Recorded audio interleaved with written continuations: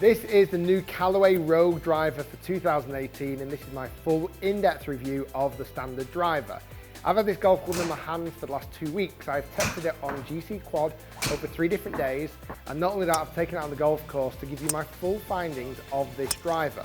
Callaway claiming they've made the jailbreak even better this year compared to Epic, and because of that they've put a new faster face on this, so they're promising faster ball speeds. There is a new speed step on top, which is in conjunction with Boeing to help with airflow across the head to make it faster. We'll see if that's the case. And they've actually dropped the moving weight across the back. So the Epic had the moving weight, Rogue has not. And that gives it a completely new shape and actually a slightly different sound. I'll fill you in a little bit more of that through this video. We'll go through the data, I'm going to answer your questions, and at the end, I'm going to give you a full conclusion of the Callaway Rogue driver.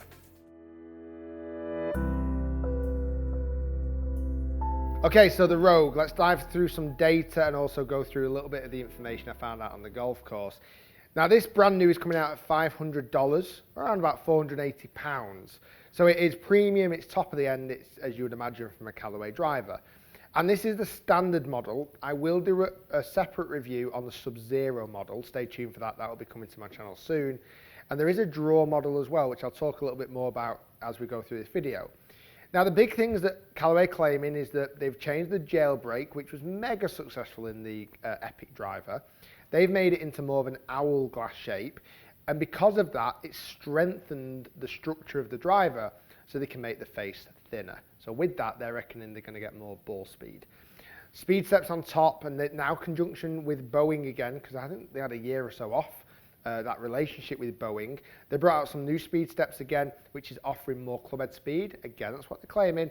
And as I mentioned, there is no slidable weight. So the only thing you can change now is actually the neck sleeve for lofts, and you can change the lie angle. There is one 5-gram weight in the back, so it's kind of more geared around forgiveness, that weight being further back, that centre of gravity being further back. Now to start off with, the shape of this head is a huge mass of a shape. As you put the club behind the ball, the head seems to go on forever, much longer in my opinion than Epic driver, because Epic seemed a little bit more squashed in. We'll talk about Sub-Zero shaping slightly different as we go along. But the Rogue driver from the top really had a massive head shape and very comforting head shape as well. It actually, when you set it up behind the ball, it sets square to slightly closed and just looks a driver that you feel like you can really give it a hit. So that's what I did. 3 different days, I tested it on GC Quad with Pro V1s. And up on the screen now is my optimal performance range for drivers. Now I pretty much spec myself for this driver. I've been hitting it in 9 degrees of loft, so I didn't change the loft sleeve, I didn't need to. And I've actually been using this Evenflow Project X shaft. This is an X-Flex 75-gram shaft. And these are the numbers I was getting from the Rogue driver. So as we see up on screen, over the 3 different days I tested it, the actual numbers are pretty good. Ball speed is right in the middle of where we'd like to see it at 161 miles per hour. I wouldn't say any faster than what I would normally say. I would say pretty much bang on. If it got into 165, 166, then I would have been impressed. But it was pretty much on the number. And I'll relate that back to clubhead speed in a moment. Launch angle was good. Spin rate was a touch higher. Now, at 2,400 RPM, that's actually, for a standard driver, that's quite low. And I fear, potentially in the wrong hands, this driver might not spin up enough for some players. I feel like this model is quite low spin already. That's without it even getting into the Sub-Zero driver. The descent angle, peak height are all in the right numbers. Carry distance was long at 282, so the higher end of that spectrum of carry, and it was giving me a total distance of 300 yards. So the numbers were bang on. I had no issue with the shots at all. I was seeing a little bit of a left biased. I was seeing some of the shots sneak to the left, but really nothing that, until I got on the golf course, I was too concerned about. We go through some clubhead data. I actually did, for me, felt like I actually swung this club pretty fast. My normal average clubhead speed is 112, and I was swinging the Rogue driver at 114. Now, whether that's the speed steps on top, or whether I was just swinging it fast, but this was over 3 different days, and over 30 golf shots. That was my average swing speed. That is fast. Faster than what I would normally see. The smash factor isn't massive amount, impressive at 142. So I wasn't getting loads of ball speed out of the clubhead speed I was actually producing. And then all my other numbers there in there, my path, my angle of attack, my face, my line, my loft, are all pretty much in the numbers that I would normally see when I test drivers. So my initial thoughts, as soon as I hit the product on GC Quad with Pro V1s, I was like, okay, this is hitting the numbers. It's not wowing me, it's not over impressive, the ball speeds aren't incredible, but I'm actually impressed. I like the sound, I like the feel, the flight was left. So I was really excited to see how this driver worked out on the golf course, because the numbers that I was getting were bang on my optimal performance range. So I wanted to see how this driver worked on the course. The only thing that I was seeing when I put the club behind the ball, as I mentioned before, it does sit nice, but it's a little bit on the close side, even the standard version. And for me, that always scares me a little bit that I'm going to start hitting these shots too far left. The first shot I didn't particularly hit well, it was a loosener. Second shot, I had to hit this little draw around the corner on the par 5 and executed it to perfection. But if I'm honest, the head shape built me with a lot of confidence to hit that shot, even the second hole into testing.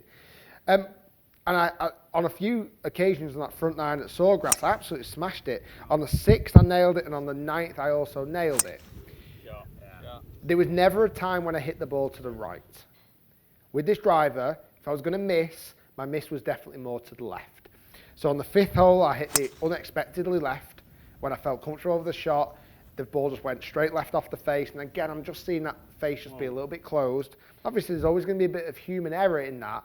But I felt like the shot that I hit, when I looked up to the ball flight, I wasn't expecting it to go as far to the left. The 7th hole, I had water all the way down the left-hand side on 7. And it scared me to death with this driver because I couldn't start it right because there was a tree. So the first shot, I really tried to fade it down there. And with the Rogue driver, the standard, it went straight left on me. And the flight was awesome, but I couldn't make the ball curve to the right. So I had to take a redrop because I'd knocked it in the water. And then the redrop on 7, I honestly tried to slice.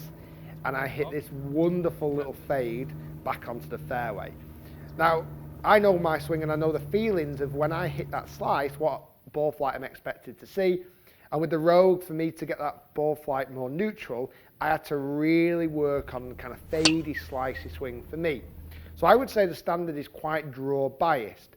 On the 9th hole, I had to hit it arrow straight, but I had to try and slice it to hit that arrow straight driver, and I absolutely crushed it.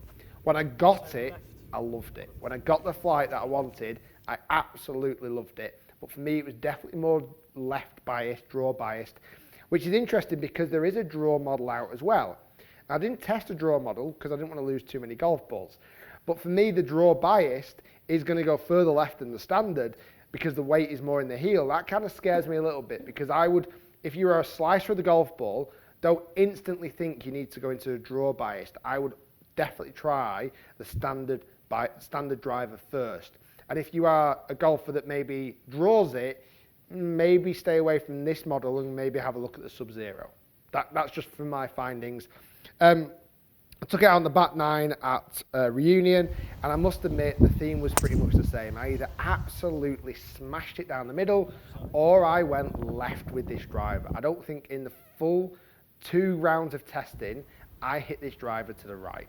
Near enough every single drive, I either hit straight or I hit towards the left with the standard. Now, if I didn't have a driver to compare it to, I might have thought that was me.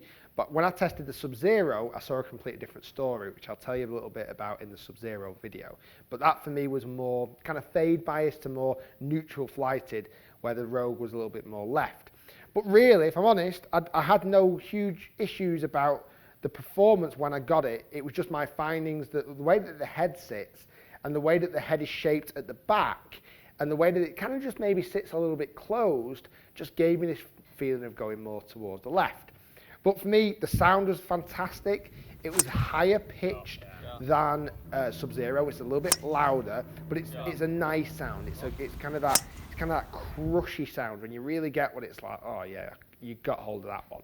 Now, one thing I did find about this driver is I found it really forgiving. There were some shots where I hit on the sim where I hit off-centered hits and the ball speed still stayed good and the distance still stayed strong. Not perfect, but not far off. Now, there's not as much of a story with this on forgiveness. Obviously, the big talking factor is this jailbreak and keeping the ball speed hot off-centered hits as well. But really the shape is what gives it this real confidence building look. When you put it behind the ball, it is a confident shape. It has a good kind of detailing to it. When you sit it up behind, it looks massive. And from the off-centered shots that I hit, I didn't see huge drop-offs in performance. So I feel like it is a relatively forgiving driver. So it wasn't bad. I couldn't really tell if any jailbreak was doing anything different. I couldn't really tell if speed sets were doing anything different out on the golf course. But from the numbers that I collected on GC Quad, I would say those numbers sat in around about the right ballpark figure. Nothing exceptional. That was out on the golf course. That was through all the data.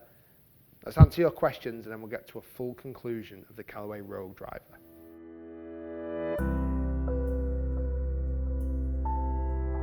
Okay, so questions coming in around the Rogue, and if I'm honest, there is one big question. Is Rogue any better than the Epic? Because Callaway claiming this isn't replacing Epic, this is coming out alongside Epic. And a lot of people do have the Epic driver and want to know if the Rogue is the right move next.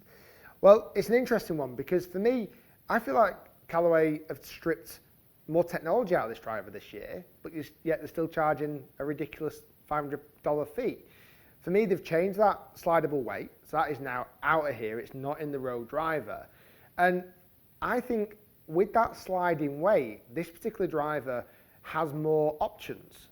Because the Rogue sits a little bit closed, in my opinion, with that sliding weight, I could have maybe moved this into the toe setting for a more fade biased. And I might have actually got on with this driver a little bit more. I feel like they've made it slightly more one-dimensional. Looks-wise, I actually think from the bottom of the golf club, Rogue looks better.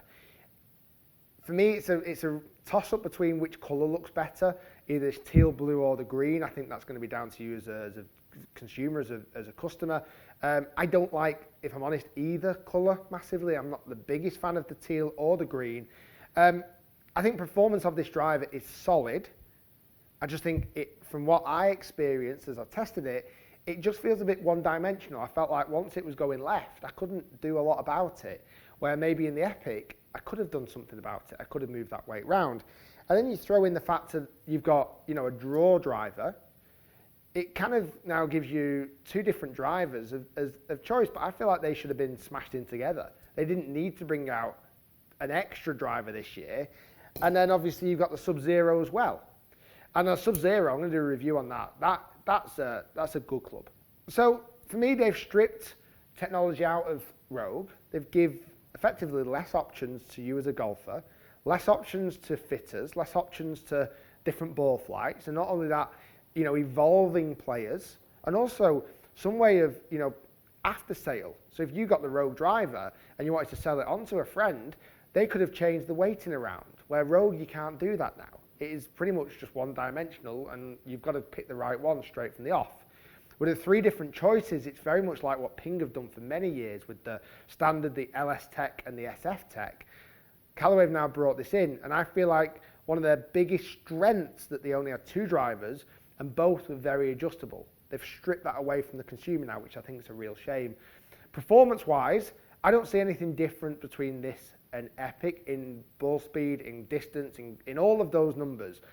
For me, the only thing that I saw with Rogue was the Rogue was going a little bit further left, in my opinion, than Epic Standard would do normally, but I would typically have Epic Standard in that fade setting. Going back to this idea that Rogue is not replacing Epic, I think really is a clever, maybe a marketing spiel from Callaway, because let's be honest, if you're an Epic player and then they bring out Rogue, but they say, you know what, it's okay, Epic's still current, you can maybe feel a little bit better about it. Instead of thinking this is now replacing Epic, and that really, makes your, year-old driver, if that 6-month-old driver, now redundant. I think bringing this out and saying it's not replacing it is a clever marketing spiel from Callaway, and I think probably other brands will start to cotton on to that, because I think that's an easier way of making that Epic driver last for 18 months rather than just for 12 months. So it's an interesting one. I think if you have Epic, stick with it. If you have something older than Epic, it might be worth trying this out. But I think you're going to pick up Epic at a cheaper price point with more adjustability and a driver that's already been proven to be very successful. That'd be something to really consider when looking at buying this or Epic.